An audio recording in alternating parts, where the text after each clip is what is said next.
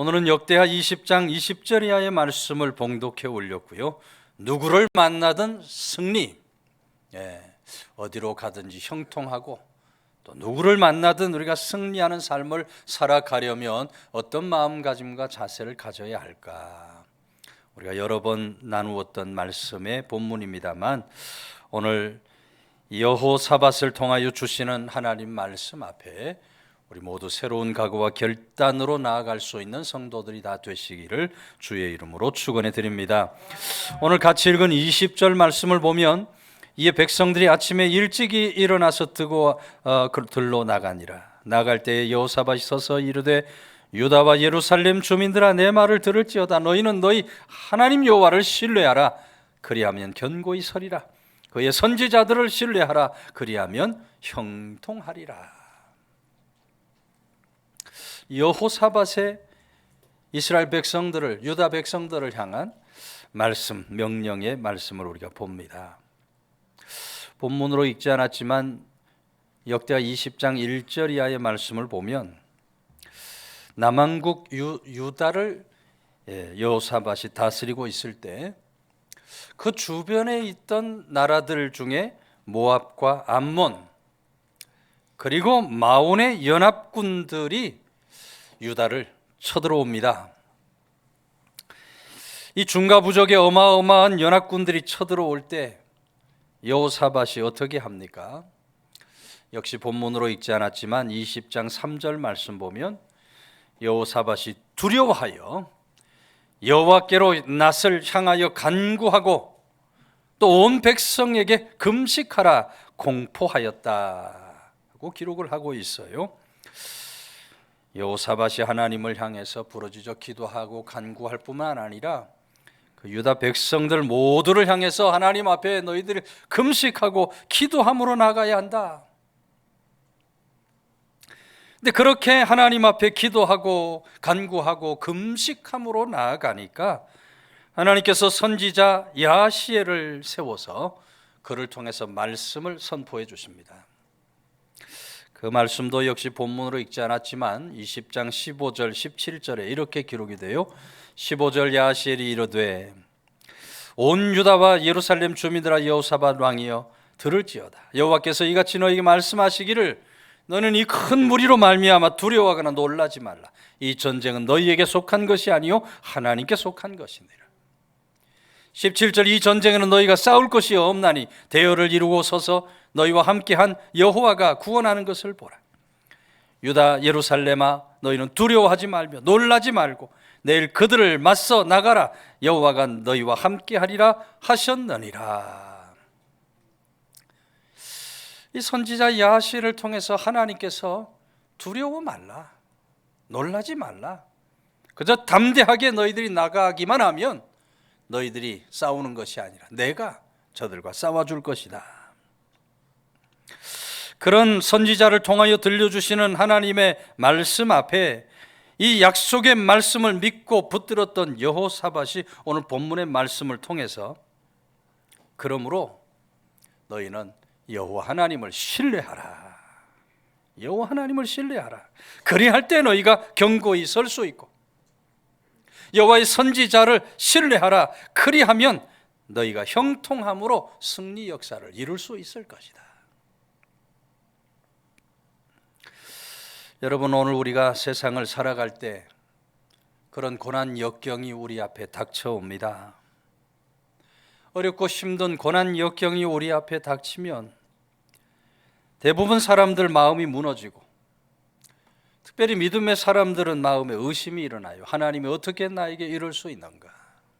마음에 의심이 일어나요. 마귀 사탄이 우는 사자처럼 삼킬 자를 찾아 두루 헤매는 겁니다. 우리를 넘어뜨리고 실족해 하려고 하는 거예요.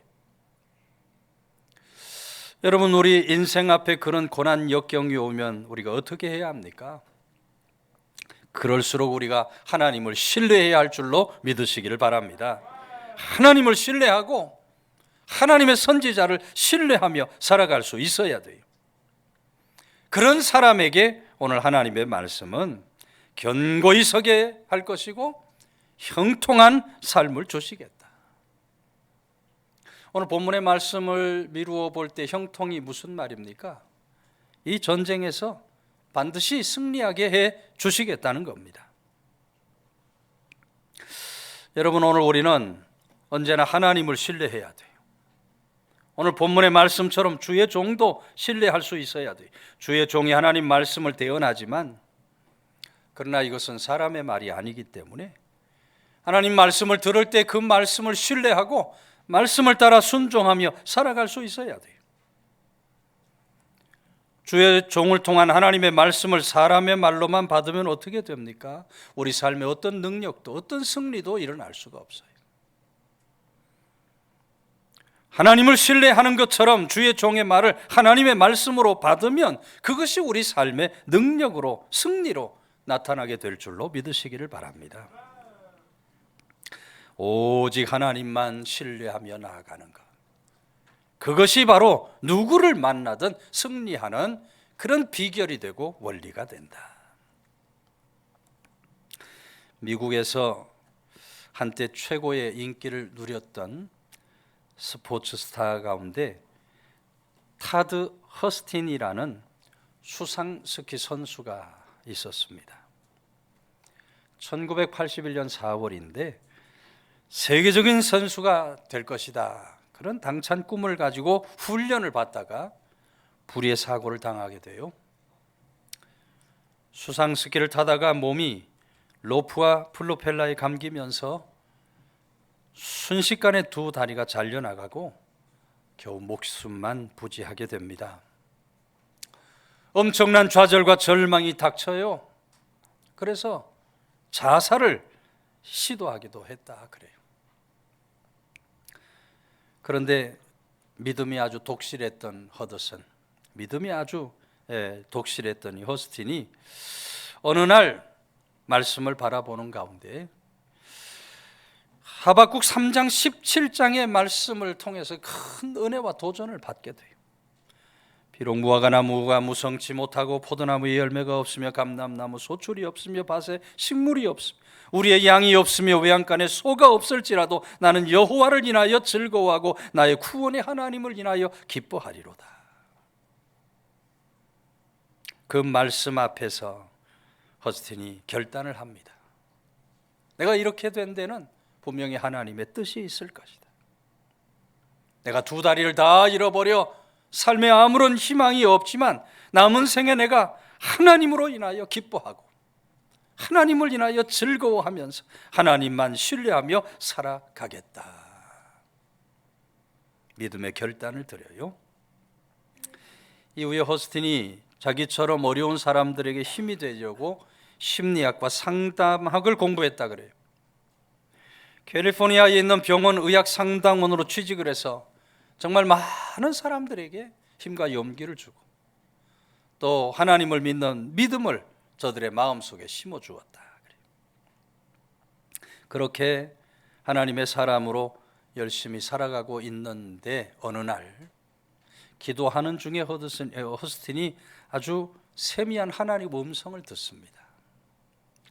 이 음성이 뭐라고 들리는고 하니 산에 오르라 라고 말씀하고 있어요. 산에 오르라.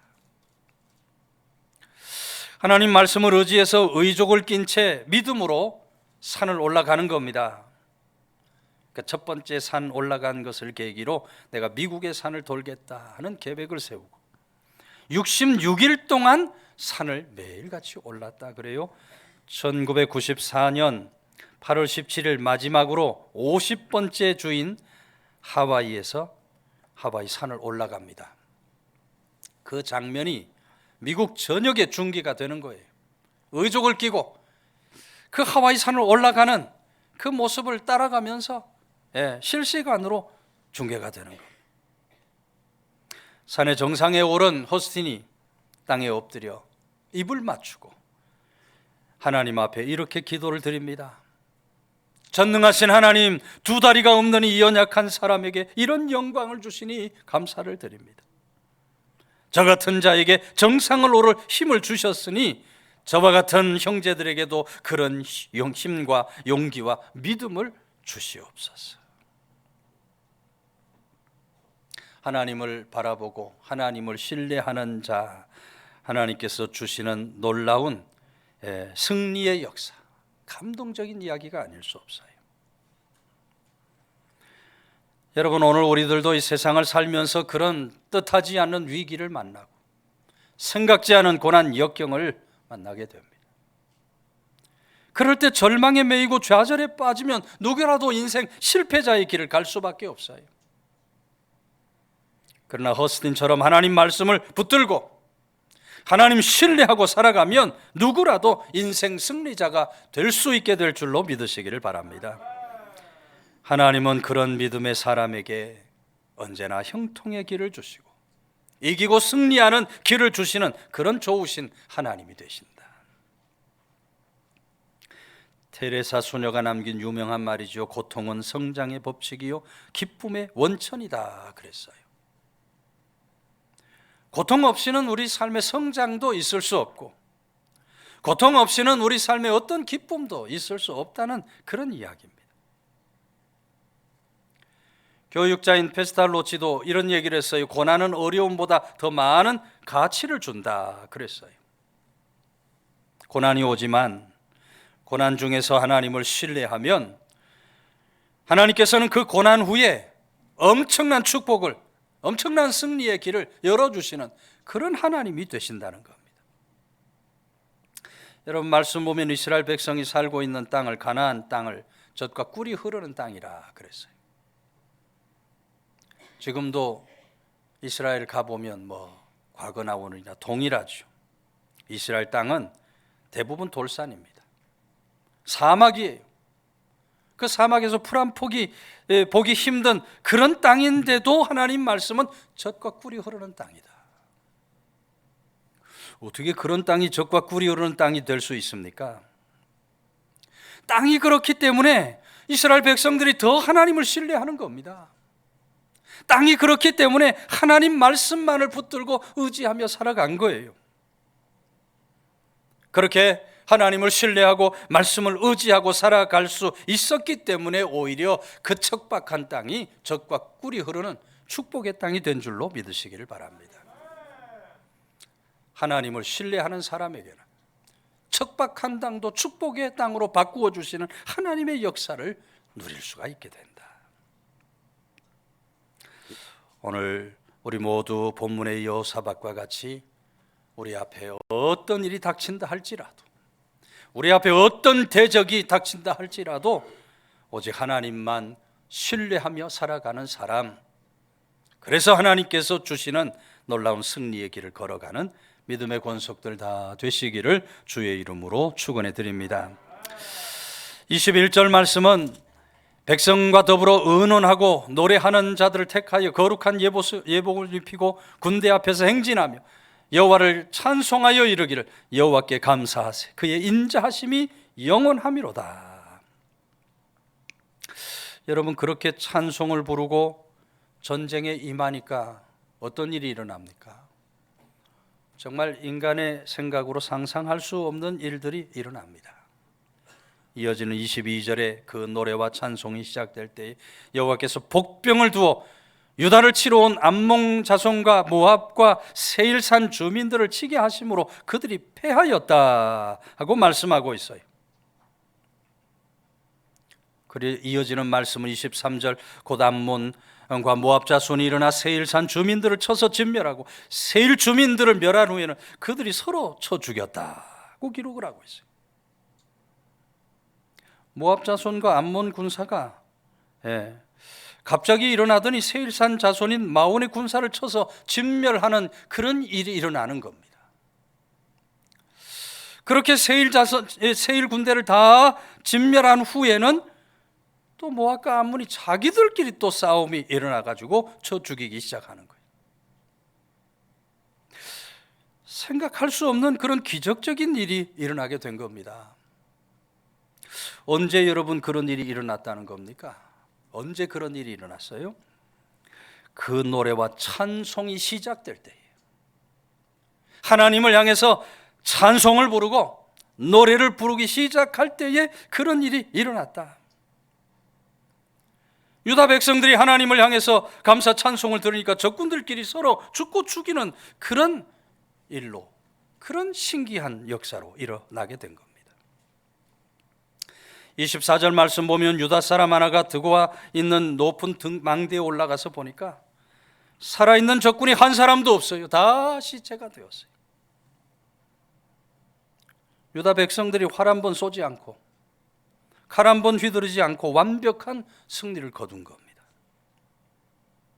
망대에 올라가서 그 광경을 본 사람이 여호사밧에게 보고를 하니까 여호사밧과 유다 백성들이 와서 보니 정말로 그대로 그 일이 벌어졌어요. 물밀듯이 쳐들어왔던 연합군들이 다 죽고 저들이 남긴 물건들을 거두어 들이는데 25절 말씀 보면 그 물건이 얼마나 많은지 사흘 동안 모아들여야 할 만큼 엄청난 양을 거두어 들여 놀라운 승리를 거두게 된 줄로 믿으시기를 바랍니다. 그래서 여러분, 오늘 우리 삶의 고난 역경이 닥치고 어려운 일들이 일어날 때 성도는 감사하고 찬송하며 나아갈 수 있어야 돼요. 그럼에도 불구하고 감사하고 찬송하며 나아가면 하나님은 그런 사람에게 넉넉히 이기고 승리하는 역사를 주실 줄로 믿으시기를 바랍니다. 오늘 마지막 절 26절의 말씀 보면 넷째 날에 무리가 부리가 골짜기에 모여 거기서 여호와를 송축하였다 하는 말씀이 기록이 돼요. 이 브라가라고 하는 말은 원래는 바라크라고 하는 말에서 나온 말로 축복이라는 뜻을 가진 말입니다. 그런데 본문에서는 이 브라가가 송축이라는 말로 기록이 되고 있어요. 그러니까 그 골짜기가 송축의 골짜기, 찬송의 골짜기가 되었다는 거예요. 싸움 준비가 전혀 되지 않은 유다였는데 하나님 앞에 찬송을 부르고 송축하며 나아가니까 하나님께서 기적적인 승리를 주셨다. 그 골짜기를 브라가 골짜기라 했고 지금도 가면 브라가 골짜기라 이렇게 이름을 하게 되었다는 것입니다. 여러분, 감사와 찬양에는 능력이 있는 줄로 믿으시기를 바랍니다. 감사하고 찬송하는 그런 삶 속에 하나님의 능력의 역사가 일어나는 거예요. 그런 삶 속에 하나님께서 승리를 베풀어 주시는 거예요. 여러분들 다 방송을 통해서 보아서 잘 아시겠습니다만 요즘의 전쟁은 드론으로 하는 전쟁 시대입니다. 드론으로 전쟁을 해요. 사람이 타지 않는 드론으로 감시도 하고 정찰도 하고 어떤 목표한 요인이나 적을 정확하게 암살하고 폭격을 합니다. 사람이 타지 않았지만 아주 정확하게 목표를 타격해내는 거예요. 요즘에 러시아와 우크라이나 우리가 끝나기를 계속 기도합니다. 이스라엘과 이란의 전쟁도 마찬가지죠. 모두 다 이 드론으로 전쟁을 하고 있어요. 드론으로. 네. 이 드론 하나만 가지고도 지금은 전 세계를 위협할 수 있는 그런 세상을 우리가 살아가고 있는, 그런 전쟁 시대를 우리가 살아가고 있는 거예요.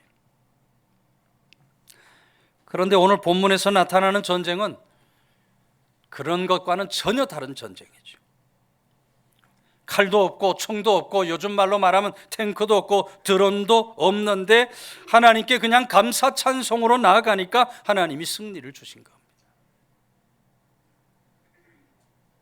그래서 여러분, 성도는 고난 역경이 닥쳐도 감사할 줄 알아야, 고난 역경의 자리에서도 오히려 찬송하며 나아가는 그런 믿음의 사람들이 반드시 될 수 있어야 한다. 멀리 날 케로도스라는 군목이 쓴 책 중에 감옥 생활에서 찬송 생활로라는 제목의 책이 있습니다. 원래 이 케로도스는 젊은 시절 망나니로 살다가 군에 입대를 했어요. 군 입대하면 좀 정신 차리고 바르게 살 줄 알았는데 군에 입대하고도 매일 술만 먹으면 주정을 부리고 싸움을 일으키고 문제가 생기니까 군대에 입대했다가 감옥에 갇히는 겁니다.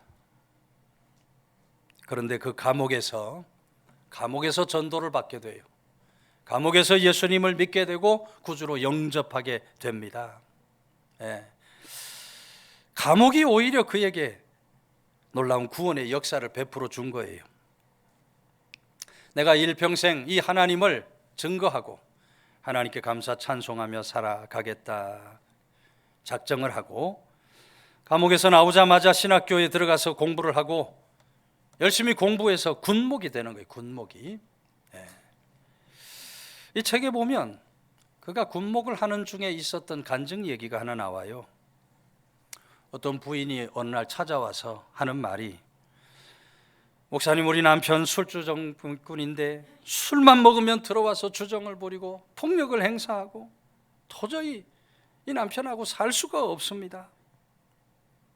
목사님이 남편 때문에 마음에 원망 불평이 가득하겠어요 하니까, 그럼요, 아주 이놈의 남편 지긋지긋합니다. 어떻게 하면 되겠습니까? 그때 목사님께서 부인에게 이렇게 얘기했다 그래요. 이제부터 한 달 동안만 남편에 대한 원망 불평을 다 거두고 남편 앞에서 감사 찬송하시기를 바랍니다. 한 달 동안만 꼭 그렇게 살아보시기를 바랍니다. 하나님, 이런 술주정군 남편이지만 그래도 이런 남편이 내게 있으니 감사합니다. 에? 남편에게 감사를 하고 남편 앞에서 하나님의 성호를 찬양하는 찬송도 많이 부르고 그렇게 하셔라. 한 달만 그렇게 살아보라니까 부인이 뭐까지껏 한 달 그거 못할까, 한 달. 목사님 말씀 순종해서 내가 한 달만 감사 찬송해 보리라. 그렇게 한 달을 살아가는데 남편이 술 먹고 와도 아이고 그래도 이 남편 주셔서 감사합니다. 감사를 하는 거예요. 술주정하는 그 남편 앞에서 찬송을 부르면서 감사 찬송하는 그런 삶을 살아가는 거예요. 한 달이 지나니까 이 남편이 갑자기 숨 끊고 술을 끊더니 완전히 새 사람이 되는 겁니다. 나도 당신 다니는 교회 한번 나가보고 싶어 교회를 나오더니 예수님을 믿고 구원의 자리에 이르게 되는 거예요. 여러분, 감사 찬송하니까 마귀 사탄의 괴계가 다 떠나가고 하나님 역사, 승리 역사가 나타나게 된 줄로 믿으시기를 바랍니다. 그래서 감사 찬송에는 능력이 있는 거예요. 감사 찬송 속에 승리가 나타나게 되는 거예요. 예. 최근에 개봉한 기독교 영화가 있어요. 신의 악단이라는 영화예요. 지난주 수요일에 우리 몇몇 분 성도들 모시고 영화 관람을 하고 왔습니다. 헝가리 부다페스트에서 북한에 2억 달러를 지원해 주겠다 그럽니다. 2억 달러. 뭐 어마어마한 돈이죠. 북한으로서는 뭐 어마어마한 돈이에요. 그런데 그 돈을 주는 조건이 한 가지 있다. 북한에 교회 2개를 져야 하고 그 교회에서 부흥회를 열어야 한다는 거예요.